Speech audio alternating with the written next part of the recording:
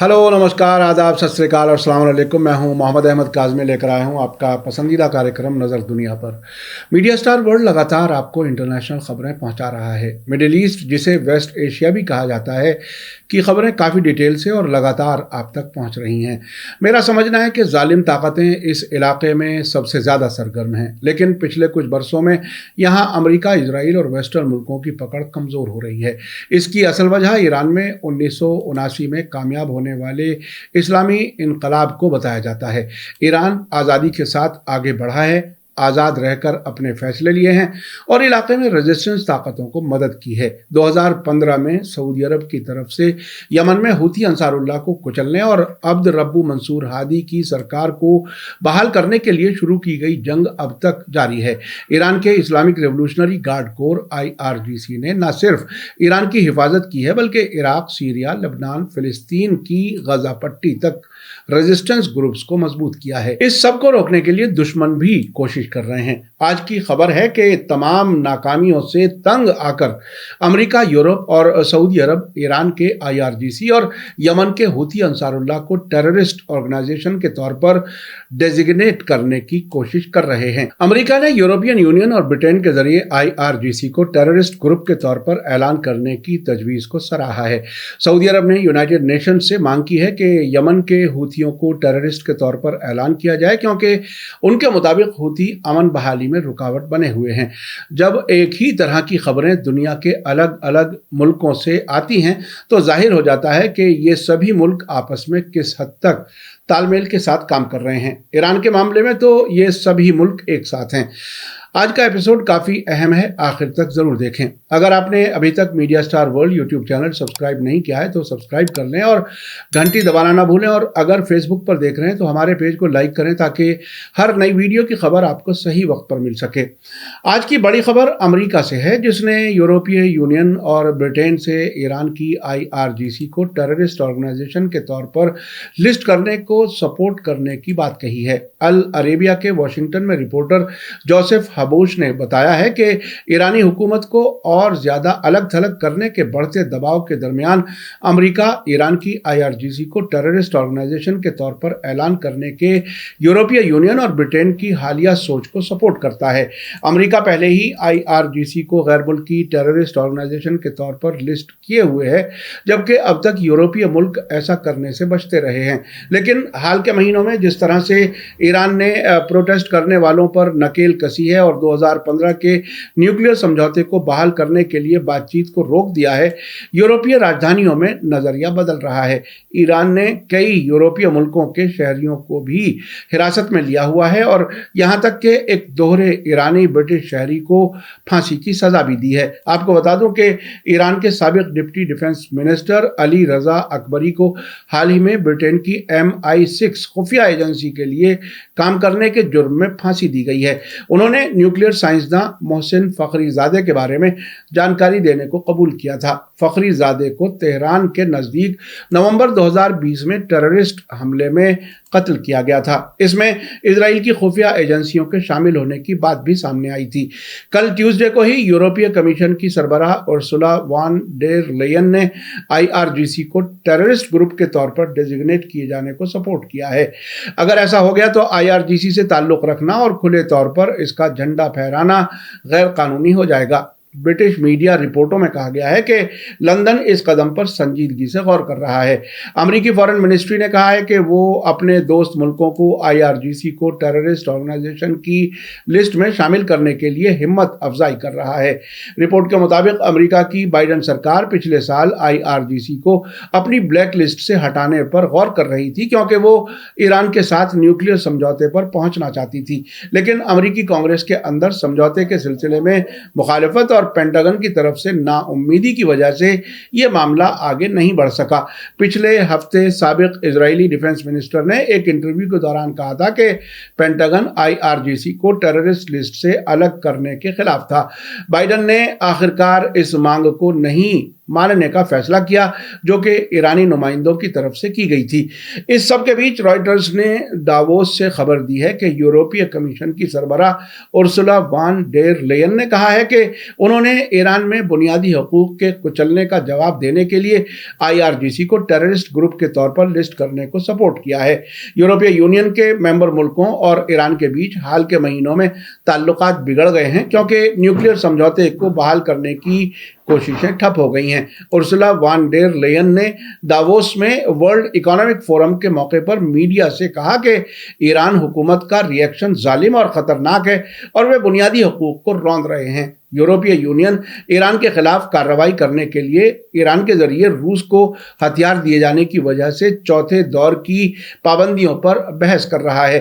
Diplomatic sources ने कहा है कि IRGC के मेंबर्स को अगले हफ्ते पाबंदी की लिस्ट में जोड़ा जाएगा। रॉयटर्स का कहना है कि कुछ मेंबर मुल्कों ने ब्लॉक से आगे बढ़कर IRGC को टेरर ऑर्गेनाइजेशन के तौर पर क्लासिफाई करने की मांग की है। ब्रिटेन के आने वाले हफ्तों में फैसला लेने की उम्मीद है। वान डेर लेयन ने कहा है कि हम हकीकत में पाबंदियों के एक नए दौर पर गौर कर रहे हैं और मैं रिवोल्यूशनरी गार्ड कोर को टेरर ऑर्गेनाइजेशन के तौर पर लिस्ट करने को सपोर्ट करूंगी। मैंने कई मिनिस्टर्स को इसके बारे में पूछते हुए सुना है और मुझे लगता है कि वे सही हैं। आपको बता दूं कि पिछले साल सितंबर में ईरान में कुर्द खातून महसा अमीनी की पुलिस हिरासत में मौत के बाद बड़े पैमाने पर सरकार मुखालिफ प्रोटेस्ट और हंगामे हुए हैं। ईरान का इल्जाम है कि गैर मुल्की ताकतें, खुफिया एजेंसियां और मीडिया ने ईरान में दंगे भड़काए हैं। ईरान ने प्रोटेस्ट करने वालों के खिलाफ सख्त कार्रवाई की है और अमेरिका समेत दुश्मनों पर गड़बड़ी फैलाने का इल्जाम लगाया है। रॉयटर्स का कहना है कि ईरान में 1979 के इस्लामी इनकलाब के बाद हुकूमत की हिफाजत करने के लिए कायम की गई फोर्स IRGC का ईरान में बहुत ज्यादा रुतबा है, जो इकोनॉमी और फौज को कंट्रोल करता है और ईरान की बैलिस्टिक मिसाइल और न्यूक्लियर प्रोग्राम की भी निगरानी करता है। रॉयटर्स के साथ एक इंटरव्यू में बोलते हुए फिनलैंड के फॉरेन मिनिस्टर पेका हाविस्टो ने कहा है कि खौफनाक सजाए मौत, न्यूक्लियर समझौते को रोकना और ईरान से रूस को ड्रोन और हथियारों की सप्लाई के खिलाफ सख्त रिएक्शन की जरूरत है। इसी बीच एक और अहम खबर है कि सऊदी अरब ने यूनाइटेड नेशन से यमन के हूथियों को टेररिस्ट ऑर्गेनाइजेशन के तौर पर डेजिग्नेट करने के लिए मांग की है। उसका कहना है कि हूती अंसारुल्लाह अमन बातचीत में रुकावट डाल रहे हैं। अल अरेबिया के रिपोर्टर तमारा अबुईश ने लिखा है कि यूनाइटेड नेशंस में सऊदी अरब के परमानेंट नुमाइंदे अब्दुल अजीज अल वासिल ने मंडे को सिक्योरिटी काउंसिल से हूतियों को टेररिस्ट ग्रुप के तौर पर डेजिग्नेट करने की मांग की है, क्योंकि वे पुरअमन हल को रोकना और रिजेक्ट करना जारी रखे हुए हैं। उन्होंने कहा कि सिक्योरिटी काउंसिल को हूतियों के खिलाफ ज्यादा सख्त कदम उठाने चाहिए, ये कहते हुए कि टेररिस्ट ग्रुप के तौर पर उनका डेजिग्नेट किया जाना एक जरूरी मामला बन गया है। अल अरेबिया का कहना है कि सऊदी अरब ने यमन में टकराव खत्म करने और एक बड़े सियासी हल तक पहुंचने के लिए हूथियों में कोई खास दिलचस्पी नहीं देखी है। यह बात सऊदी अरब ने यमन के ताजा हालात के बारे में चर्चा के लिए हुई बैठक के दौरान कही। सऊदी एम्बेसडर अल वासिल ने कहा कि उनका मुल्क इंटरनेशनल और इलाकाई कोशिशों के मुताबिक यमन में अमन बहाली की सभी कोशिशों को सपोर्ट करना जारी रखेगा। मंडे को सिक्योरिटी काउंसिल की बैठक में बोलते हुए यमन के लिए यूनाइटेड नेशंस के खास नुमाइंदे हैंस ग्रेनबर्ग ने सऊदी और ओमान की डिप्लोमेटिक कोशिशों के लिए शुक्रिया अदा किया और कहा कि पिछले महीने हुई बातचीत के नतीजे में बकाया मामलात के आपसी तालमेल के साथ हल तक पहुंचने के ऑप्शन सामने आए हैं। आपको बता दूं कि अमेरिका, इजराइल और सऊदी अरब जैसे मुल्क IRGC के बड़े दुश्मन रहे हैं। पिछले साल नवंबर में IRGC के सरबराह जनरल हुसैन सलामी ने कहा था कि आज अमेरिका, इंग्लैंड, इजराइल और सऊदी अरब पूरी ताकत से मैदान में आ चुके हैं, लेकिन यकीनी तौर पर हम बड़े फितने दुश्मनों अमरीकी, इजरायली और उनके दोस्तों को कब्रिस्तान में बदल देंगे। उन्होंने कहा था कि जब अमेरिका, इजराइल और यूरोप के इशारे पर तकफीरी टेररिस्ट ने सीरिया, लेबनान, इराक और यमन पर हमला किया था तो IRGC के जवान ही मैदान जंग में पहुंचे थे। IRGC के सरबराह जनरल हुसैन सलामी ने कहा कि America, Britain, Israel, Germany, France और सऊदी अरब सभी अपने मीडिया आउटलेट्स के जरिए से ईरान में तनाव भड़काने की कोशिश कर रहे हैं। हालांकि ईरान पूरी तरह से होशियार है। उधर हूथी भी इन सभी मुल्कों के दुश्मन हैं।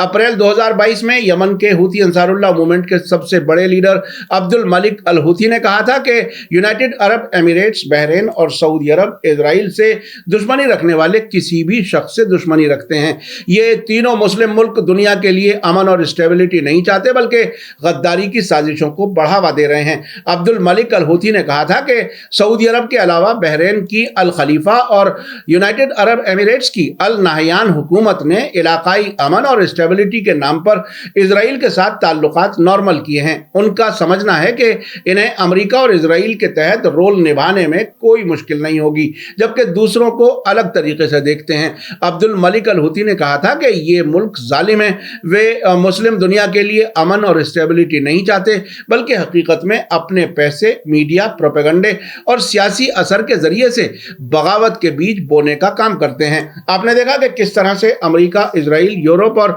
उनके गुलाम अरब मुल्क ईरान और रेजिस्टेंस ताकतों के खिलाफ एक जैसी जबान बोल रहे हैं। अमेरिका ईरान के साथ अपनी मर्जी के मुताबिक न्यूक्लियर समझौता करना चाहता था। ईरान बातचीत के दौरान अपनी शर्त पर मजबूती से डटा रहा, तो अब कहा जा रहा है कि ईरान इसमें रुकावट बना हुआ है। जब तक समझौते की उम्मीद थी, तब तक यूरोप के लिए IRGC की हैसियत ईरान की फौज की थी। अब अमेरिका के इशारे पर उसी को टेररिस्ट ग्रुप बताने की तैयारी है। यमन के हूथियों के साथ पिछले साल अक्टूबर में जब तक जंगबंदी थी, तब तक हूथी ठीक थे। अब वो सऊदी अरब की एक तरफा शर्तों को मानने के लिए तैयार नहीं है, तो उन्हें भी टेररिस्ट की लिस्ट में शामिल कराए जाने की तैयारी है। वेस्टर्न मुल्कों के दोहरे रवैये की बहुत सी मिसालें हैं। वे जब जिसको चाहते हैं टेररिस्ट कह देते हैं और जिसे चाहते हैं टेररिस्ट लिस्ट से हटा देते हैं। अब देखना यह है कि क्या इन धमकियों का ईरान या यमन के हूथियों पर कोई असर पड़ेगा। क्या वो अपने रुख से पीछे हट जाएंगे? ऐसा लगता है कि आखिरकार ईरान और इलाके की रेजिस्टेंस ग्रुप्स के सामने दुश्मन ताकतें घुटने टेकने पर मजबूर हो जाएंगी, क्योंकि उनके पास हथियार और बहादुर लड़ाके दोनों मौजूद हैं। साथ ही वो बाइज्जत तरीके से बातचीत के लिए भी तैयार हैं। मीडिया स्टार वर्ल्ड लगातार नजर बनाए हुए है। इसी के साथ मुझे दीजिए इजाजत। आज का एपिसोड कैसा लगा कमेंट्स में जरूर लिखें। थैंक यू, धन्यवाद, शुक्रिया। जय भारत, जय हिंद। मीडिया स्टार वर्ल्ड के और वीडियो देखने के लिए हमारे चैनल को सब्सक्राइब करें और सीधे नोटिफिकेशन पाने के लिए बेल आइकन दबाएं। और अगर हमारी खबर सच्ची और अच्छी लगे तो अपने व्हाट्सएप, इंस्टाग्राम, फेसबुक और ट्विटर अकाउंट पर जरूर शेयर करें।